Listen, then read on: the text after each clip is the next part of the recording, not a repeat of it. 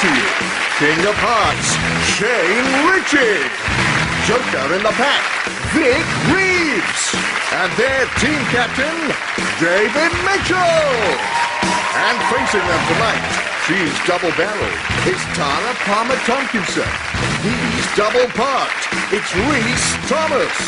And their team captain, Lee Mack. But first, please go insane with joy for your host, Angus Deaton.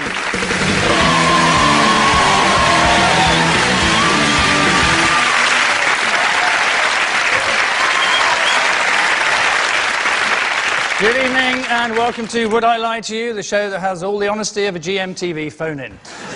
These days we sometimes say that lying is being economical with the truth, although being generous with the bullshit is another way of putting it.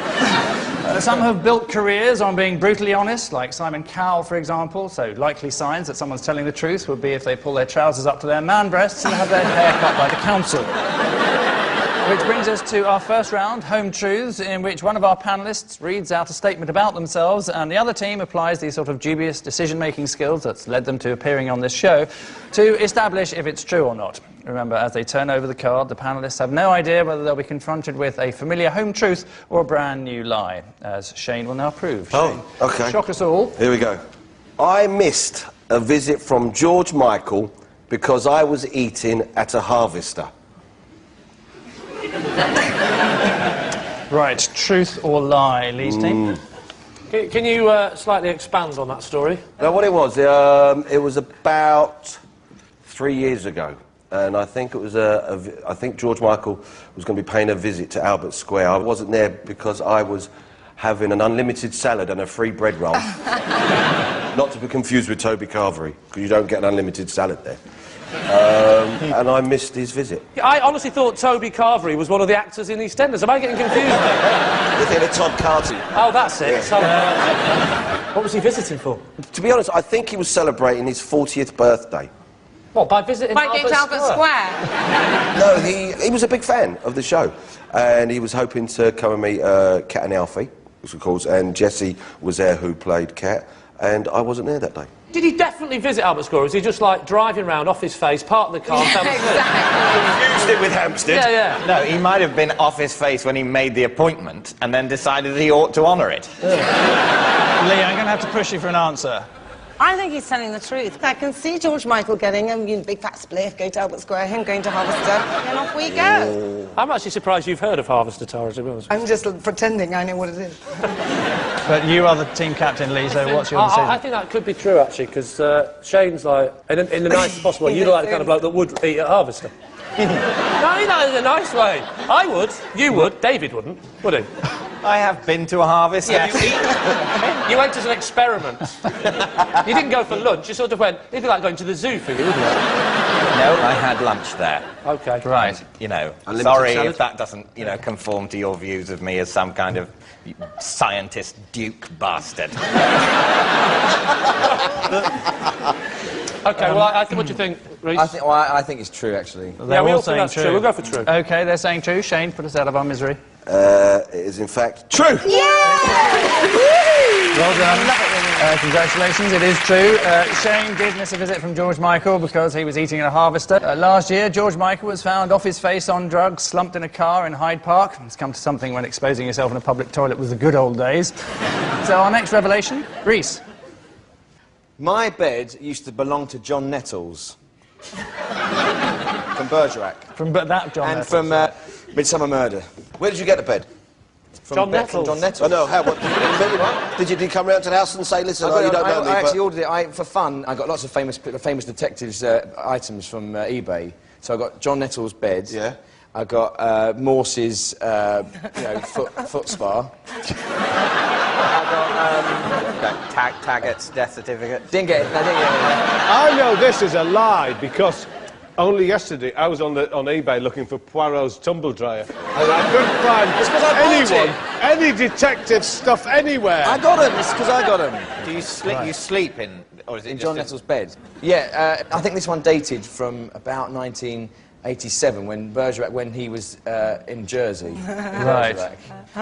So is this a prop bed? So it's not John Nettles' bed? No, no. It's Bergerac's Yes, bed. Bergerac's bed. There So is it's a slightly wrong. distinction. Nettles has never spent a He's night getting in out it. of it now, isn't Right, he? David, I'm going to have to push you for an answer. It's a lie. It's a lie. They're saying it's a lie. Reese? It is a lie. Yes, it's a lie. Reese's bed did not once belong to Bergerac star John Nettles, although his bed has lots in common with Bergerac. It's wooden, it sags in the middle, and no sooner have you got into it, then you start to drop off. So our next revelation. Vic, reveal all, if you would. Oh, yes, of course I can. I have patented a device that stops cats jumping on your lap. What kind of device? It's a... Well, what it is... it's a spring which you attach to your John Dory with a platform on it. And if cats jump on it, then they immediately spring off. So, for instance, if you're watching TV, listening to the radio, and you don't want a cat on your lap, which is quite often the case, the platform springs it straight off. How do you patent something? See, if I want to go about patenting something I've made... You write... Yeah. You send a letter in blood to the Queen. So what did And when you it call gets it? a stamp sent back by the winged messenger, you know you're patented. What's the name of the product? Yeah. Well, that's actually got a name, to be honest. Is it name Well, then how pending? can you patent it? You don't need to. It just said the thing that throws cats off your lap. And when the Queen heard about it, she was on it like a shot. That's On ideal the for me. device or on the... Does it come in a box? Well, it actually hasn't been... To be honest, it hasn't. It's not out yet. I sent it off and it hasn't been patented. Oh, so the bit where you said you patented it. Patented, yes, but pat pending. Oh, it's pending. Okay. I've got a lot of things that are pat pending. My eel tube, for instance. What's an eel tube? Well, an eel tube is... So basically, it's a cardboard tube like that you can... So you put the eel down one end, and the amazing thing is... Yeah. It comes out the other end. Brilliant. And that's the brilliant part. Right. Is that Pat pending? Pat hasn't replied yet. OK, what are you veering towards? What do you think, Tara? I'm going to just say whatever you say. Oh, OK. Take all your clothes off. Well, I think it's a lie. I think it's a lie. That's a lie, do you Lie. think? What do you think, Rich? Terrible lie. Terrible. OK, Not they're even saying an it's attempt not just at a lie, but it's a terrible lie. Yes. Tell us immediately. It's a lie. It's a terrible lie. Vic has never patented a device that stops cats jumping on your lap. In fact, there already is a patented device to stop cats jumping on your lap. It's called a dog. And so, with all the serenity of a beached whale, we move on to round 2, the Ring of Truth, in which I liberally throw out top-drawer celebrity trivia for the panellists to declare if the fact has the whiff of truth or the grim odour of falsehood. Lee's team, some Blue Peter action for you. Think of rabbits and most people think of carrots. Think of carrots and most people think of food. Until now, because for one group of children from West Hampstead in London, the common carrot, not to mention the plain old parsnip, has found a new use. And what a turnip for the books it is!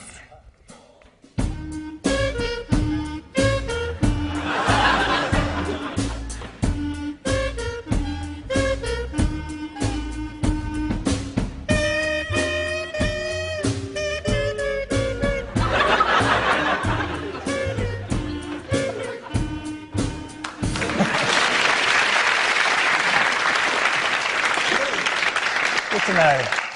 Yes, I hark back to the great recorder shortage of 1996. To the days when we made our own entertainment, and it was shite. Incidentally, any viewers wondering about the name of that vegetable, it was Katie Hill. So unfair, she's delightful. So here's the fascinating fact then for Lee and co. Sting has recorded an album using only vegetables for instruments. It's called The Sound of the Ground. Or has he? So are we trying to say if it's true or not? Well done. Well done. We're halfway through and you've got the rules.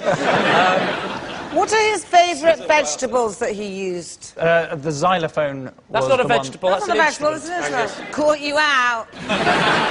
the xylophone was made out of root vegetables, for example, carrots and parsnips. And you're trying to convince us that if you hit a carrot or a parsnip, it sounds like a xylophone. There are wood xylophones. But it is the kind of thing Sting But would do. wood's a hard, very solid thing. I mean, a carrot's a bit more...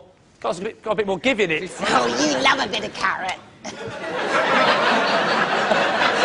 I can believe that if you stick a thing in the end and blow a carrot, it'll make a tune. But I can't believe you can make a xylophone out of root vegetables. Yes, but I could completely believe that someone such as Sting would go and do something so earthy like that. That's exactly why Sting, any reference to Sting is fundamentally unfair in a game like this. It's you about always lying. think, yeah. You can believe anything of Sting. Exactly. But Sting was the kind of person we had Stalin for. Who also, incidentally, made up his own name. But, so I just sort of feel, I don't think we need to engage with Sting. You know, we should say, no more Sting questions, because it's impossible to judge. Lee, what is your considered opinion? Reece, do you think it's false or true? You think it's false? Really? Yes, really. I do think it's kind of true. One true, one false. Which way are you going to go? OK, I'm going to say that's true. He's saying it's true, and it is indeed a lie. Yes, it's a lie. Sting has never recorded an album using only vegetables, but he has released an album that he claimed was songs that were from the 16th century. These included Standeth Not So Close to Me and Message in a Flagon. So, to David's team, who have this to ponder, Al Gore can hypnotise chickens. Is this gospel or garbage? Well, I imagine hypnotising chickens is quite easy, as hypnotising animals goes. Because the chicken's quite stupid. You can probably get them transfixed on something dangly, shiny bit of metal quite easily. And who's to say whether they're really hypnotised? Actually, they look quite vacant, even when they're, you know, totally... I mean, in a way, how much can you say that a chicken is ever in full possession of its faculties? Rare. Well, at what point would Al Gore, who at one point was on the verge of becoming a world leader, would sit down and go, hey, honey, guess what I can do? I can hypnotise chickens. How'd you find that out? Well, it'd be a bit of fun for him on a weekend. You can hypnotise chickens, I've done it, and I've hypnotised cattle as well, with chalk. With draw chalk? A line in front of them, draw a line down, they follow it, and they get mesmerised. Their eyes follow it, and they don't know where to go, so they stay there looking at it. Is that hypnotising or confusing the fuck out of them? Yes, of course it is. He comes from a place where people, you know, spend their lives hypnotising chickens. David, which way are you tending? I think it's true. You don't think it's true? Well, I think we'd go with true. And they're saying it's true, and I can tell you that it is absolutely true. Yes. Al Gore can hypnotise chickens. Al swings a watch back and forth in front of the chickens and in a slow voice repeats, "You are in a field in the countryside, not a tiny box in a factory with your legs broken." And when Al Gore lost the 2000 election to George Bush, some said it was because voters wanted a stronger right-wing presence. Some said it was because the ballot in Florida was fixed, whereas others said they couldn't vote for a man who spent his time fucking around with chickens. So at the end of all that, it's David's team who are standing proud, boasting as they do 4 points. Oh.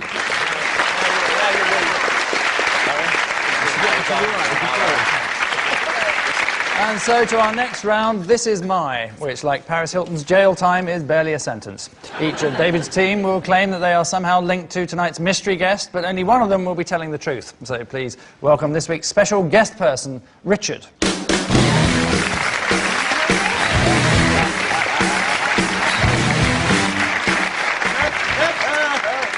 So, Shane, what's Richard to you? Richard's he's my cousin, and he lives down in Cornwall, and this is the first time he's been out of Cornwall. So there we are. Vic, perhaps you'd like to tell us how you know Richard? Richard's my butcher, and I'm his official sausage taster. Thank you. And finally, David, your relationship with Richard. This is Richard, and he's illustrating my forthcoming children's book, The Lonely Lighthouse. So there you are. Cornish cousin, if we believe Shane, a butcher to the stars, according to Vic, or a children's illustrator of David's book. OK, what part of Cornwall are you from? You ask Can't ask him, he can't talk. Oh, OK. I mean, in the rules of the game, I don't think because he's from Cornwall. Yeah, ask it to Shane. Shane, what part of Cornwall is your friend from? Cousin? It's my cousin, down near Penzance, Lansdowne. There's a little place called Larkin Grove. What? And he's your cousin? Yeah. Called Richard. yeah. It's called Richard Ritchie. No, my real name's not Richie. What's your real name? I'm not telling you. It's all in the book, still available. Rags to Richie. Presumably from the title, yeah, it must be Rags. It's Rags to Riches. It's a story. It's a fantastic story of changing your name by deed poll. His real name is Megan. It's Richard Megan. That's rubbish. Okay. If he's your cousin from Penzance, what does he do in Cornwall? He likes it. Well, I don't know if he's still doing. He used to have a garage down there, and he used to look after cars. But I don't know if he does it anymore because I've been down there for a while. This book, David. Could you just tell us a little bit about the Lonely Lighthouse? Well, yes, I could. Is it autobiographical? Bloody hell. Yes. That's a low blow. Yes, it's about a desolate building standing alone is finally demolished.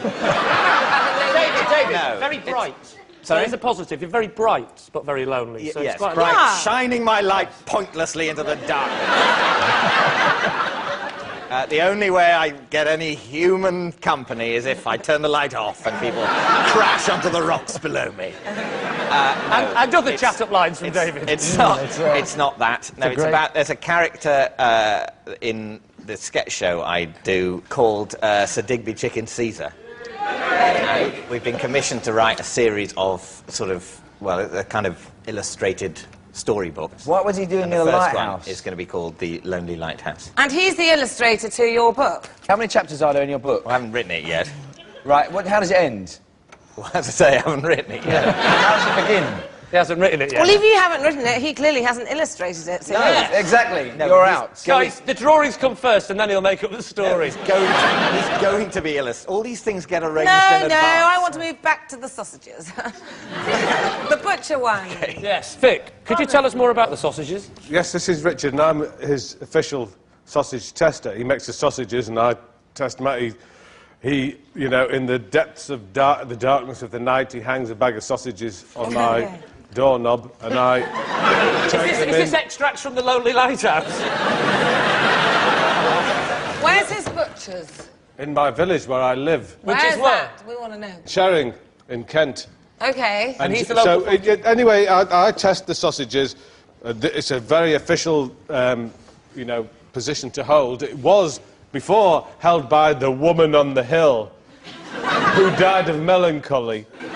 What's your favourite? He does a good beef and horseradish. But we're gonna make zebra sausages and alligator, snake sausages. The zebra ones will be black and white. One sausage black, one sausage white. Oh, it's like a Paul McCartney song. It's beautiful. So is this person Shane's Cornish cousin, Vic's sausage provider, or David's literary illustrator? Well, I think Vic is talking out of his backside. No, I don't. Okay. Well, I think the clue. I mean, it might just be me. Call me old-fashioned. Zebra sausage. I mean, No, I got suspicious. I don't know what it was. I would go with the Cornwall one personally. Okay. So you're veering towards... I'm veering towards David because he did a Or the lighthouse. Yes, because He hasn't even written the book. Well, I believe David would write a book about lonely lighthouses. What do you think? I think it's definitely Shane Ritchie's cousin. I do too. OK, Lee, you're going to have to either I think overrule it's or David, go but with. they've overruled me, so I'll say it's Shane's cousin. OK, you're saying it's Shane's cousin. Richard, perhaps you'd like to tell us who you really are? I am Vic's butcher. Yes, indeed. Yes, he is. He's Vic's butcher. Richard, sorry. Do you do zebra sausages? We've spoken about it for the last year, haven't we, Richard? We have. You have to bear in mind that Vic does lead a very, very strange life. Thank you very much for joining us, Richard. Well done.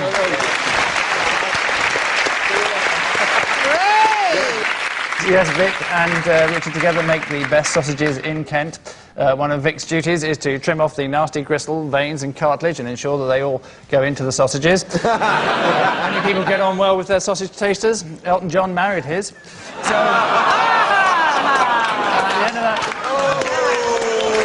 the end of that round, a quick check on the score shows Lee's team are starting to look distinctly inadequate, behind as they are 5-2.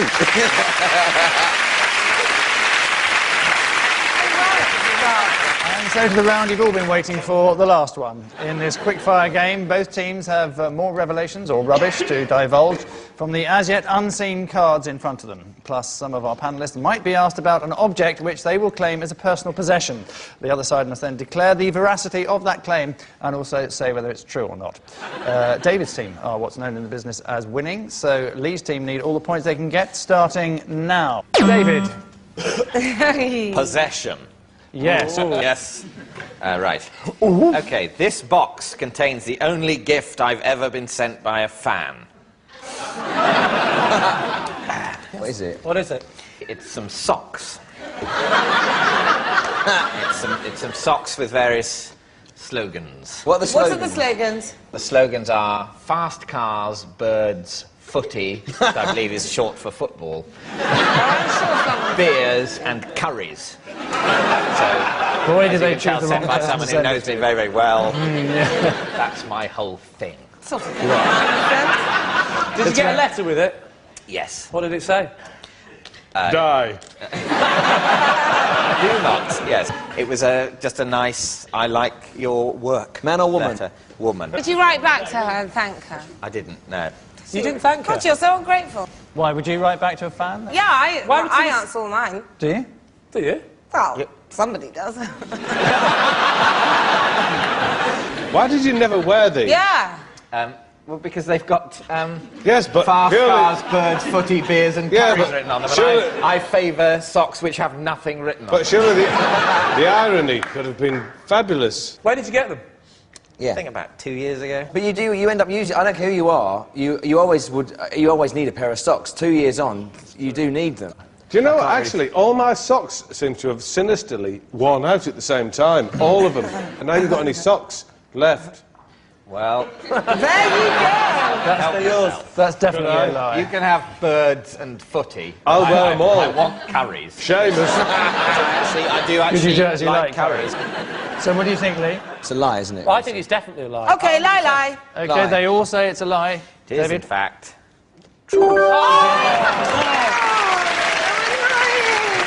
Yes, it's true. Those socks are the only gift David has ever been sent by a fan. When women threw knickers at Tom Jones, he'd wipe the sweat from his chest and throw them back. David, however, booked a walking holiday in the Cotswolds. Next, Tara. What? Okay, I'm... Yeah, are you there? Yep, sorry Good. about that. Okay, yeah. And cue Tara. I have been shopping in Sainsbury's wearing nothing but a trench coat. I think that's true. Yeah. You just wanted See to that do long it. pause after she said it when we all went? Why did you do this thing? Because it was just like a joke with a friend. It was just a silly girl thing we just decided to do about 10 Did you years have any ago. shoes on? Yeah. I mean, I had a trench coat on. It's not, like, completely offensive. I wasn't going out like Jodie Marsh. Of course not, no. Is that rude? I mean, quite frankly, half the time I go down to the local place in my pyjamas and just buy something, so I can't really So see do the I. big deal. You go to the shop in your pyjamas? Yeah. Don't say it like it's normal. I did it actually today. I put a coat on over the me nightie and go down the shop. Oh, yeah. It's getting worse. You wear a nightie. I do actually, yeah. This is all fascinating. We think this is true. David, do you believe? Tara? This is true, Okay. yes. It's true. Obviously. Next. Lee. I once had a full body search at Miami Airport after making a joke about Ronald Reagan. Firstly, what was the joke? Well, I think joke's an exaggeration. It was more of a comment. What did you say? Well, yeah. I said, I think he's a bit of a warmongerer, and instead of searching me, you should search your own country for more nuclear weapons than Reagan's admitting to. Now, I'd like to point out that I was very drunk after a long flight and thought that would arouse at least a tickly smile from the big, butch, moustached, rubber-gloved lunatic that stood afore me. But no. How long's the flight? Sorry? How long's the flight? Oh, now, you talk to a man who'd had 2 bottles of scotch. I would say we stopped, actually, halfway. 2 minutes. Halfway. In Atlantic. Yeah. Halfway at the Ascension Islands, because I actually stopped. I stopped, when I say halfway, I was on a round-the-world trip. So where were you flying from? I was flying from Moscow to Miami. I stopped half. This is true. I stopped halfway in London. I'm saying roughly halfway. After about 4 or 5 hours, I stopped in London. I was doing a short round-the-world trip for about Short trip round the world. Interplanetary traveller. It's all relative. If you go from Moscow to Miami and you're going around the world, But you relatively, went Moscow, it's a London, short trip. London, Miami. It's shorter than going around the world. That's the whole trip. It's part of going round the world. It is. Many people's round the world trip is, well, yeah, literally, I went London to London. I was never going. got out. Just went round the world. I went there watching movies. I went from Moscow to London. And then London, We Miami. refuelled, and then I went from London to Miami. To Miami, yes. At which point, I drank lots of scotch, got off my face, got off the plane at Miami, and a big, butch, mustachioed American stuck his fingers up my rectum. Now, which part of that story doesn't sound convincing?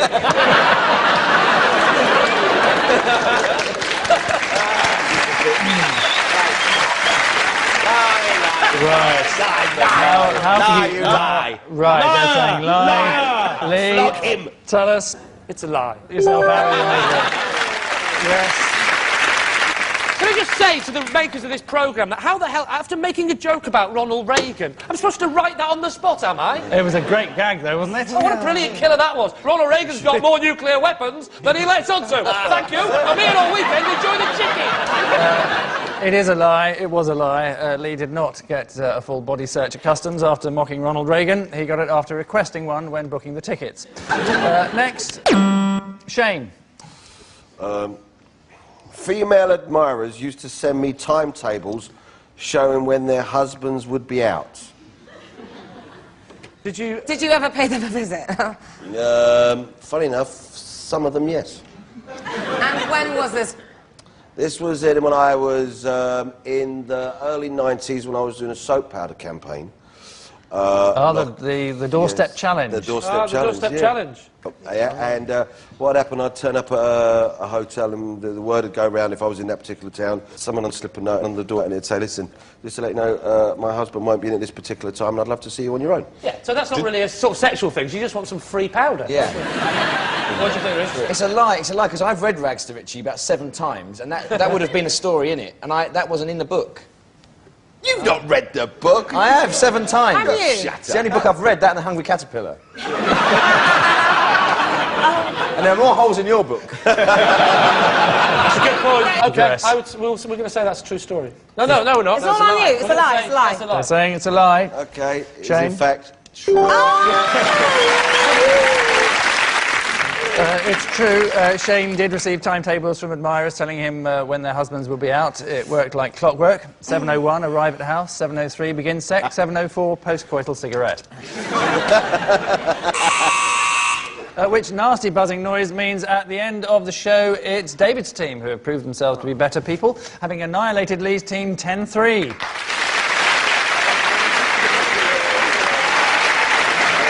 And we leave you with the results of a recent survey which shows that journalists are the profession that tells most lies. This teaches us 2 things. Firstly, not to believe everything you read in the paper. And secondly, that estate agents must have even lied on that survey. Good night.